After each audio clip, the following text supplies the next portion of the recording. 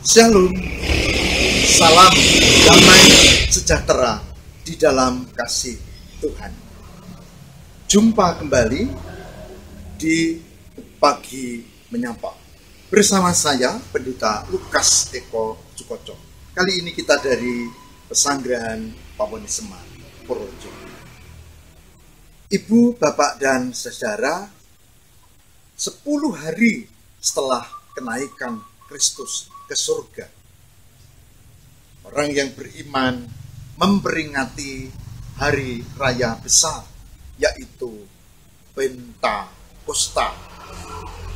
Pentakosta atau Pentekosta, hari ke-50 setelah Paskah. Dan pada saat itu di Alkitab dikisahkan tentang turunnya Roh Kudus. Apa maknanya bagi kita? Baik, sebelum kita teruskan untuk membahas hal ini, mari kita bersama berdoa, memohon biar Roh Kudus menyertai dan memberkati kita. Marilah kita berdoa. Tuhan, berkatilah kami untuk memahami makna Pentakosta dan sertai kami supaya kami tak hanya mengerti tapi menghayati, dan iman kami dikuatkan dalam penyertaan Tuhan. Roh Kudus berkuasalah atas kami. Demi Kristus pengantara kami berdoa. Amin. Nah, pecinta Pagi Menyapa yang diberkati Tuhan. Pertama, selamat menghayati masa Pentakosta. Pentakosta, Pentekosta, tadi sudah kita singgung, hari ke-50 setelah Paskah. Dan pada saat itu turun Roh Kudus. Kita baca bersama dari Kisah Para Rasul yang kita cermati bersama-sama. Kisah Para Rasul 2 ayat 1-4. Kisah Para Rasul 2 ayat 1-4 yang demikian firman Tuhan. Ketika tiba hari Pentakosta, semua orang percaya berkumpul di satu tempat. Tiba-tiba turunlah dari langit suatu bunyi seperti tiupan angin keras yang memenuhi seluruh rumah di mana mereka duduk. Dan tampaklah kepada mereka lidah-lidah seperti nyala api yang bertebaran dan hinggap pada mereka masing-masing. Maka penuhlah mereka dengan Roh Kudus, lalu mereka mulai berkata-kata dalam bahasa lain seperti yang diberikan oleh Roh itu kepada mereka untuk mengatakannya. Yang berbahagia barang siapa yang mendengarkan firman Tuhan dan yang memelihara dalam kehidupan setiap hari. Ibu, bapak, dan saudara yang terkasih di dalam Tuhan, ada sekurang-kurangnya 2 poin penting pada masa Pentakosta. Yang pertama, nubuat Yesus Kristus dinyatakan bahwa dia mekrat, dia pergi, dan mekratnya beneran. Saksikan para murid, bukan mimpi, sungguhan. Ada bukti, ada saksi, dan ada keterangan yang jelas di Alkitab. Ini meyakinkan.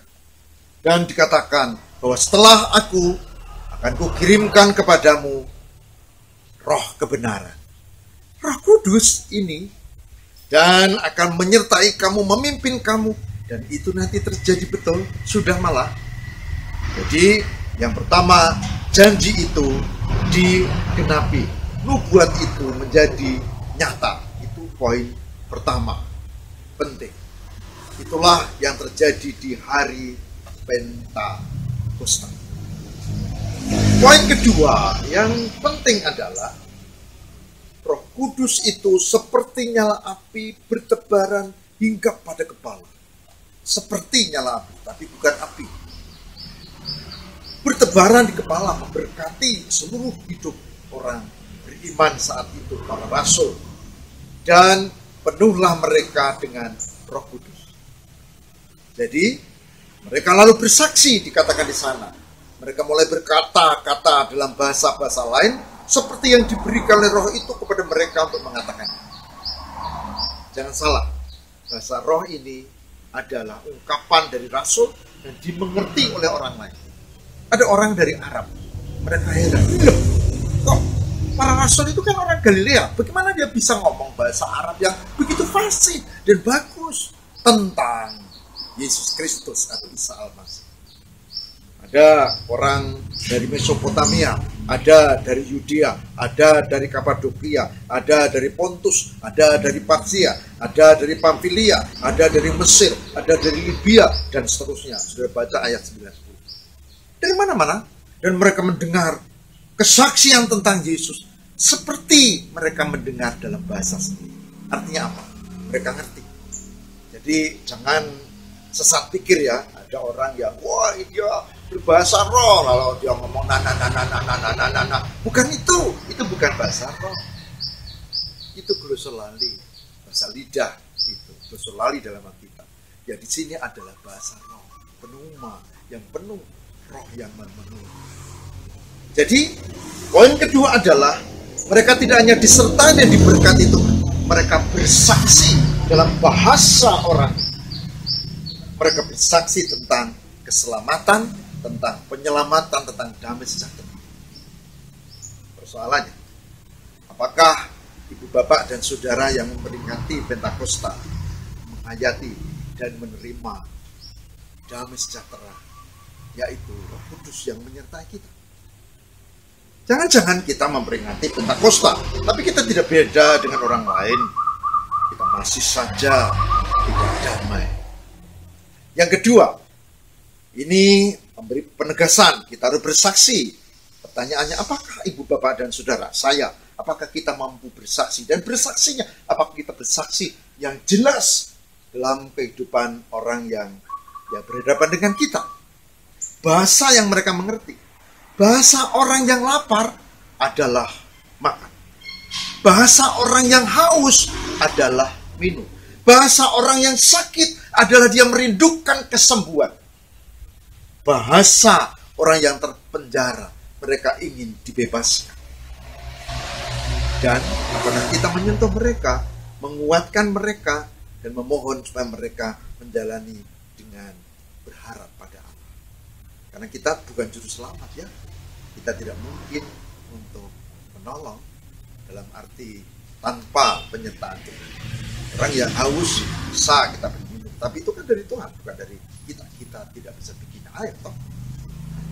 Oleh sebab itu, ibu bapak dan saudara, mari kita hayati hal ini dan yakinlah Pentakosta dengan 2 poin ini kita terima dengan sukacita, disertai diberkati dan bersaksi. Mari kita berdoa. Tuhan berkatilah kami untuk mampu menghayati Pentakosta. Sertai kami ya Allah. Semoga kami menjadi orang-orang yang beriman, setia, dan di dalam Tuhan berani bersaksi. Kami mohon kabulkan doa kami. Demi Kristus pengantara kami berdoa. Amin.